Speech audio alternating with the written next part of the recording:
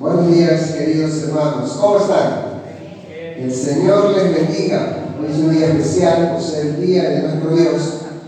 ¿No? Vamos a, dijo el salmista, que mejor es un día en su presencia. Por eso en esta mañana aquí estamos buscando la presencia de nuestro Señor. No tanto así como en el templo, ¿no? Sino en nuestra vida. El templo es material.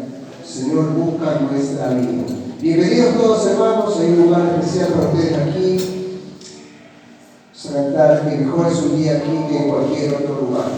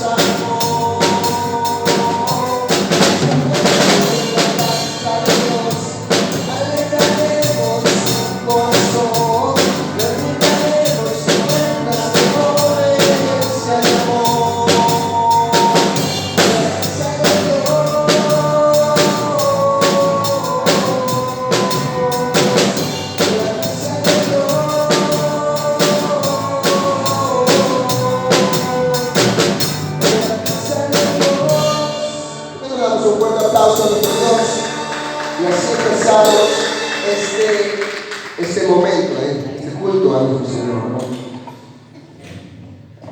Queremos alabarte, queremos adorarte, queremos, Señor, que tu Santo Espíritu, Señor, nos acompañe en todo momento. Gracias en el nombre de Jesús, amén. Cuando el que tiene al lado, cerca, lejos, dígale que el Señor te bendiga mucho. También dígale que nuestro Dios es la única razón de nuestra adoración.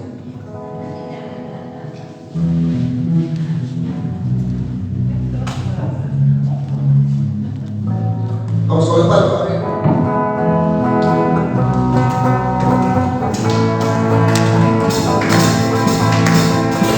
Eres tú la única razón de mi adoración, Jesús.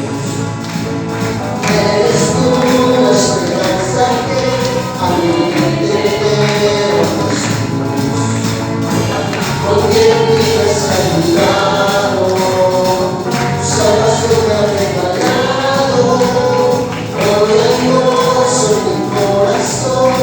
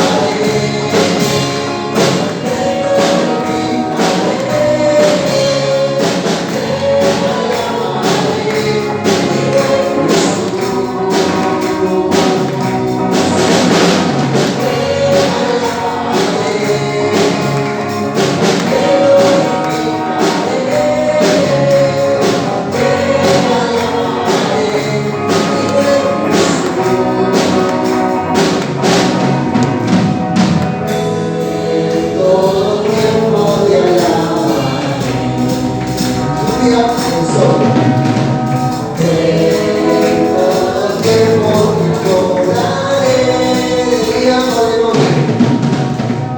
En todo tiempo te alabaré, alegre o triste. En todo tiempo te adoraré.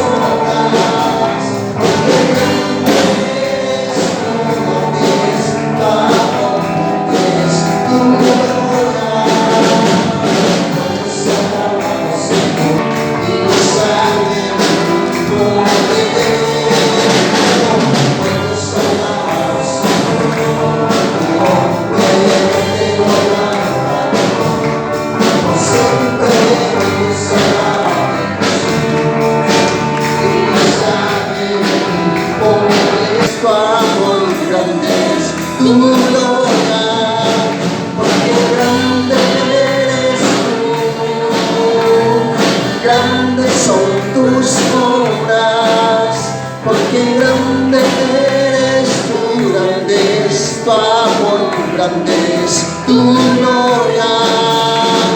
Puedes alabarte, Señor. Un aplauso más para nuestro Dios, que de verdad es bueno alabarle. Tomen sus asientos, por favor, queridos hermanos. Sigamos alabando el nombre de nuestro Dios. Vamos a cantar esta alabanza al estar aquí delante de ti.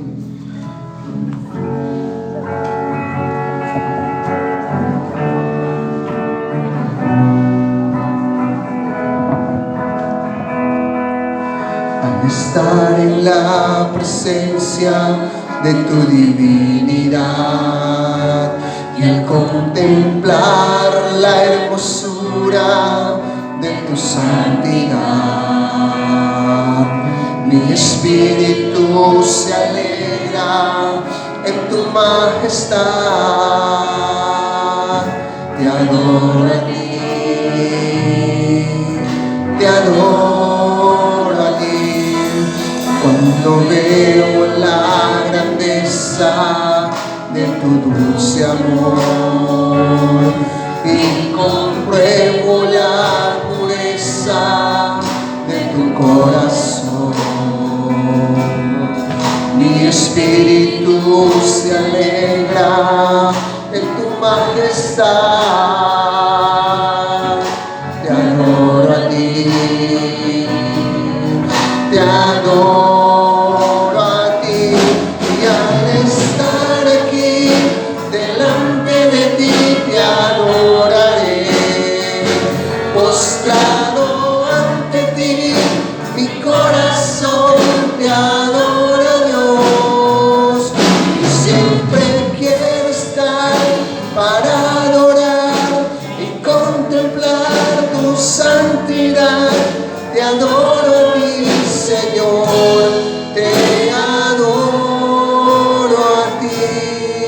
Una vez más cantémoslo. Al estar en la presencia de tu divinidad y al contemplar la hermosura de tu santidad, mi espíritu se alegra en tu majestad. Te adoro a ti, te adoro a ti, cuando veo la grandeza de tu dulce amor y compruebo la pureza de tu corazón. Mi espíritu se alegra en tu majestad. Te adoro a ti, te adoro a ti, te adoro a ti. Y al estar aquí delante de ti te adoraré, postrado ante ti, mi corazón te adora, Dios. Y siempre quiero estar para adorar y contemplar tu santidad. Te adoro a ti, Señor, te adoro a ti, te adoro a ti, Señor, te adoro a ti.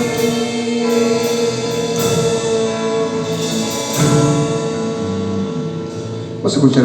Buenos días, hermanos. Que el Señor les continúe bendiciendo como lo hace siempre Él.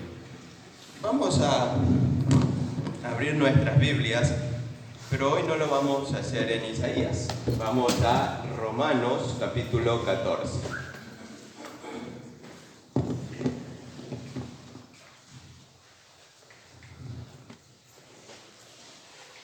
Romanos, el capítulo 14.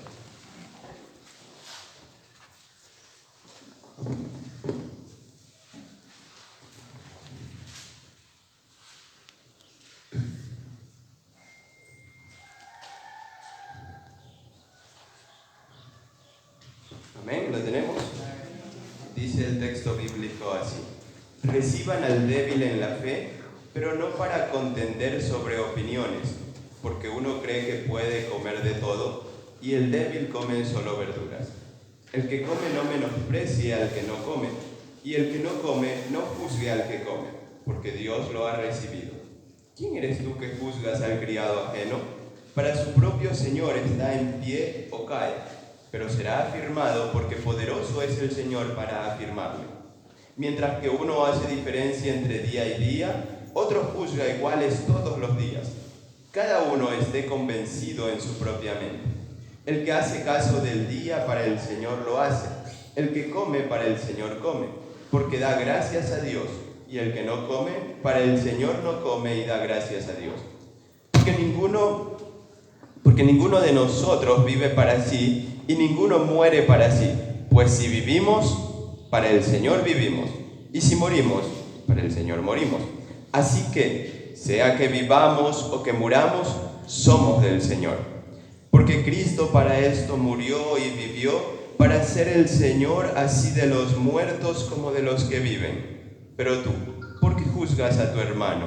O tú también, ¿por qué menosprecias a tu hermano? Pues todos compareceremos ante el tribunal de Dios, porque escrito está: vivo yo, dice el Señor, que ante mí se doblará toda rodilla y toda lengua confesará a Dios. Vamos a leer hasta allí, vamos a orar. Amado Padre y Dios bueno, gracias por este día precioso que usted nos ha dado, Señor. Y es precioso, Padre, porque es el día que dedicamos a usted. El día especial que dedicamos a usted para alabarle, para glorificarle. Es precioso, oh Dios, porque podemos mirar sus bendiciones, sus maravillas, podemos mirar su misericordia y su gracia en nuestras vidas al permitirnos levantar, ver a nuestros familiares, poder degustar los alimentos, venir a su casa y regocijarnos en su nombre. Es precioso, oh Dios, porque usted lo creó y todo cuanto usted hace es bueno. Gracias, Señor. Y Padre, ahora también queremos pedir que su bendita palabra hable a nuestros corazones, nos instruya, nos anime, nos corrija si debe de hacerlo, Señor, y nos guíe en la manera en que debemos de caminar. Todo esto se lo pedimos en el nombre de Jesús. Amén. Quiero el día de hoy recordar un poco mi memoria electoral. No les voy a decir por quién he votado, pero solo decirles que he tenido poca oportunidad de acercarme a las urnas para elección de presidente, debido a mi corta edad, cortísima edad, ¿verdad? Algunos han asistido quizás el doble o un poco más que yo. Si no me equivoco, he asistido 3 veces, 3 o 4 veces. Pero ¿sabe? Con estas eran 4, ahí estamos más cercanos, ¿no? ¿Sabe? Cada vez o cada año que hay elecciones, cuando tocan, las propuestas suelen ser muy similares. ¿Se ha dado cuenta? Y las propuestas o los debates que antes no se hacían, pero el tema de debatir o de refutar a lo que otro decía, ha corrido generalmente por el hecho de acusar que se quiere llevar hacia un modelo u otro. Y así en los últimos años el discurso ha sido, por un lado, no queremos ser como tal modelo económico fallido, mientras que por otro lado dicen, ese modelo económico no es fallido, es próspero y hacia allá hay que ir. Esa es una de las cosas. Y creo que en todas las elecciones dicen, esta elección nos jugamos el futuro del país. Esta es la más importante. Desde el 2017, creo, o algo así, que yo empecé a sufragar, es la elección más importante. Y creo que así es desde 1900 y tanto que se regresó a la democracia después del periodo que hubo, ¿no? Con los militares y todo lo demás, que ustedes conocen mejor que yo, o al menos algunos. Ese mismo pleito muchas veces de los políticos ha sido llevado a los ciudadanos.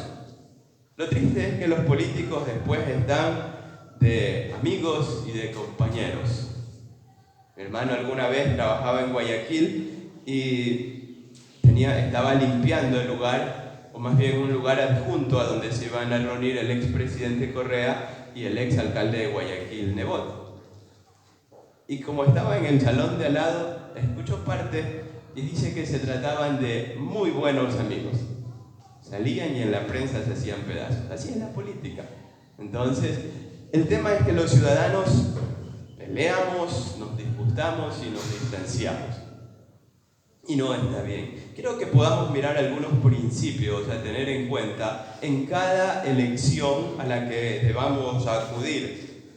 En todo, y son principios no solamente para las elecciones, sino principios de vida que debemos de mirar.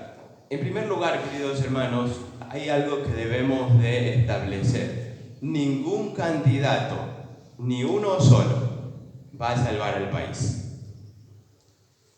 No es el Mesías, no será el Salvador. Habrá candidatos que cumplan sus promesas en parte, completas, que serán buenos candidatos, sí, pero ninguno salvará al país. Eso debemos de dejarlo sentado allí.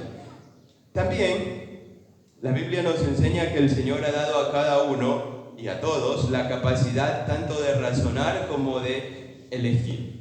Y en esa capacidad de razonar, de elegir, de tomar decisiones, es interesante, y mirábamos esto cuando hablábamos de la creación, que Dios no nos creó como máquinas, como androides, que todos pensáramos igual, no nos creó en serie, sino que pensamos de manera distinta, de manera diferente, y está bien porque eso enriquece no solo las conversaciones, no solamente el diálogo, sino que enriquece la vida de la iglesia en nuestro caso. El hecho de que pensemos diferente. En este sentido, la Biblia dice, o Pablo haciendo referencia a lo que estaba pasando no solo en la iglesia en Roma, sino en muchas otras, porque pasajes paralelos los encontraremos en Corintios, dice en el verso 5 del capítulo 14 de Romanos que leímos: mientras que uno hace diferencia entre día y día, otro juzga iguales todos los días. Y está Pablo hablando de la diversidad de pensamiento que hay en la iglesia. Algunos dicen todos los días son del Señor, y otros dicen sí, todos, pero especialmente el domingo. Y aquí tenemos las fiestas y aquí tenemos lo otro, y cada uno piensa de una manera distinta. ¿Cuál es el principio que Pablo dice allí que debe de primar en esto? Mire, cada uno esté convencido en su propia mente. Me gusta la versión del 60 que dice cada uno esté plenamente convencido. Es decir, debe tener una convicción tal de lo que cree y por qué lo cree. Debe de estar convencido por qué es lo que cree. No sufrague, no dé el voto porque su amigo le dijo, porque la familia lo va a hacer y usted quizás no está tan de acuerdo. Hágalo convencido, una vez que ha analizado, ha estudiado, ha mirado las propuestas, y espero que así lo podamos haber hecho. Hágalo convencido en su propia mente. Pero algo más que dice allí, miren, en esta forma distinta de pensar, en esta forma o en este principio de estar convencidos plenamente en la mente, debe de haber una convicción más. Mire el verso 6. El que hace caso del día, ¿para quién lo hace? Para el Señor lo hace. El que come, para el Señor come, porque da gracias a Dios. Y el que no come, para el Señor no come y da gracias a Dios. Si usted va a sufragar por una persona, hágalo convencido, o por una lista, hágalo convencido, convencida de estar siendo guiado por Dios. Hágalo para el Señor. Todo lo que hagamos debe de ser hecho para el Señor. Primer principio, entonces, del cual se nos habla en nuestro relacionarnos, y en este caso en cuanto a las convicciones, primero, estar plenamente convencido de que lo está haciendo para el Señor. Hágalo para el Señor, honrando el derecho y el privilegio que nos da el Señor de poder asistir a las urnas. Yo siempre he creído que es un privilegio de parte del Señor el hecho de poder vivir en un sistema democrático en el cual podemos ejercer nuestro derecho al voto. Un segundo principio a tomar en cuenta, queridos hermanos, es el que encontramos en el verso 4 y luego saltemos al 10 al 13. Verso 4. ¿Quién eres tú que juzgas al criado ajeno? Para su propio Señor está en pie o cae, pero será afirmado, porque poderoso es el Señor para afirmarle. Cuando habla del criado ajeno, notemos que el contexto en el que está hablando es el contexto de la iglesia. Se le dice a los hermanos en el principio de este capítulo: reciban al débil en la fe, al que piensa tal vez de una manera distinta y no tiene el mismo conocimiento de ustedes, pero es hermano en la fe. ¿Quién eres tú en ese contexto que juzgas al criado ajeno? ¿De quién es este criado? No es mi criado, no es su criado, porque es un criado ajeno. ¿De quién es el criado en este caso? Para su propio Señor está en pie o cae, pero será afirmado, porque poderoso es el Señor para afirmarlo. Finalmente es el criado o el siervo del Señor. Así que cuidadito con meternos con los siervos del Señor, es lo que dice. ¿Quién te crees para juzgarle? Salte por favor al verso 10 y leamos hasta el verso 13. Pero tú, ¿por qué juzgas a tu hermano? ¿O tú también? ¿Por qué menosprecias a tu hermano? Pues todos compareceremos ante el tribunal de Cristo, porque escrito está: vivo yo, dice el Señor, que ante mí se doblará toda rodilla y toda lengua confesará a Dios. De manera que cada uno de nosotros rendirá cuenta a Dios de sí mismo. Así que no nos juzguemos más los unos a los otros, más bien determinen no poner tropiezo u obstáculo al hermano. ¿Sabe? Es lamentable mirar las redes sociales y ver cómo, por diferencia de opinión, muchas veces los seres humanos nos despedazamos. Y he visto, gracias a Dios no acá, o al menos no que recuerde, pero palabras groseras de hermanos en la fe, porque no piensan como ellos. fuertes. Y no solo en redes sociales, a veces también se escuchan en vivo y en directo, ¿no? Y es lamentable. ¿Quién eres tú, en primer lugar, que juzgas al criado ajeno? ¿Acaso es competencia nuestra juzgar a los demás? ¿Menospreciarles, como dice allí el texto, menospreciar a tu hermano? ¿Acaso nos puso el Señor como jueces? ¿O quién nos puso? ¿Alguien tal vez? Mira el verso 15, perdón. ¿Qué pasa cuando juzgamos? Bueno, primero dice, pues, si por causa de la comida tu hermano es contristado, por causa de tu accionar al mostrar tu punto de vista, en este caso, tu hermano es contristado, ya no andas conforme al amor. Y note la segunda parte, no arruines por tu comida o por tu pensamiento, tu ideología política, en este caso, en este contexto, a aquel por quien Cristo murió.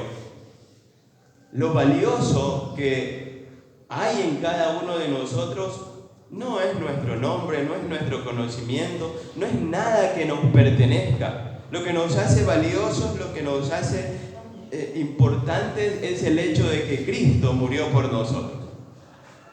Él pagó por mí con su propia vida y Él pagó por usted un precio tan alto como derramar toda su sangre y entregar su cuerpo para ser crucificado. ¿Qué importan entonces las ideologías o qué relevancia tienen en este sentido a la dimensión del sacrificio de Cristo? Cuidado con destruir, con arruinar a aquellos por quien Cristo murió. No juzgues, es el segundo principio. ¿Sabe por qué? Porque todos un día estaremos delante del Señor. ¿Y allí qué vamos a decir? Dice allí el texto, en el verso 9 en adelante, porque Cristo para esto murió y vivió, para ser el Señor así de los muertos como de los que viven. Pero tú, que juzgas a tu hermano, o tú también, ¿por qué menosprecias a tu hermano?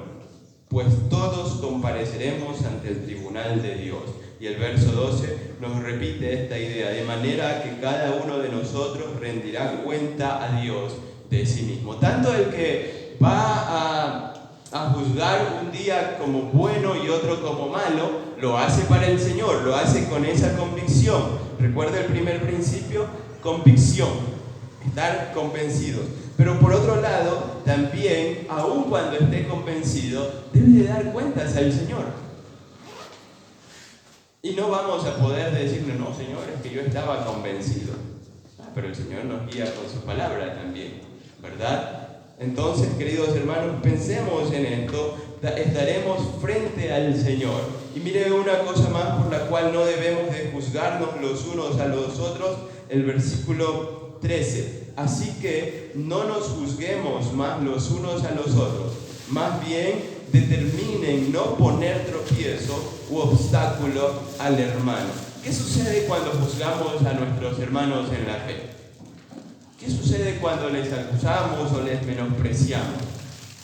Debemos estar conscientes de que vamos a tener que dar cuentas a Dios, pero también cometemos el pecado de poner tropiezo u obstáculo a nuestros hermanos.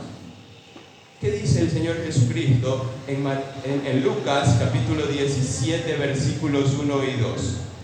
Mire por favor conmigo Lucas capítulo 17, los versículos 1 y 2. El Señor Jesucristo está hablando allí con sus discípulos, está en una enseñanza allí con ellos y les dice de la siguiente manera. Dijo a sus discípulos, es imposible que no vengan tropiezos, pero hay de aquel que los ocasione. Los tropiezos vendrán, los tropiezos son parte de este mundo caído en el que vivimos, pero hay de aquel que los ocasione, hay de aquel que ponga la zancadilla, hay de aquel que juzgue a su hermano porque le causa tropiezo. Mejor, dice el verso 2, le fuera que se le atara una piedra de molino al cuello y que fuera lanzado al mar. Así que, ¿qué es mejor? considerar al hermano o a la hermana que piensa diferente o juzgarle. Aquí tenemos el mar cerquita, para que se vaya y se lance, ¿no? Dice el Señor que es mejor que se lance al mar con una gran piedra de molina atada al cuello. Cuidado con juzgarnos, queridos hermanos. El Señor nos ha dado la diversidad de pensamiento. Viene de Él, es un don que Él nos ha dado. Y cuidado con juzgarnos los unos a los otros, porque podemos arruinar la obra del Señor, porque en Cristo murió, como nos dice el verso 15, porque vamos a dar cuentas a Dios y porque si lo hacemos, si juzgamos, es mejor que nos lancemos al mar, porque causamos o somos piedra de tropiezo para otros. Creo yo, queridos hermanos, que en lugar de estar debatiendo tanto sobre políticos, no le digo que no, pero hay que hacerlo con los parámetros, con ley, con respeto, con tolerancia y todo lo demás. Pero creo yo que en lugar de enfocar nuestras fuerzas en aquello, debemos de enfocar nuestras fuerzas en procurar las características y las virtudes del reino. Es triste ver también cómo muchos cristianos en épocas electorales se llenan de valor y defienden con fiereza incluso sus posturas y las posturas de otros que piensan igual que ellos.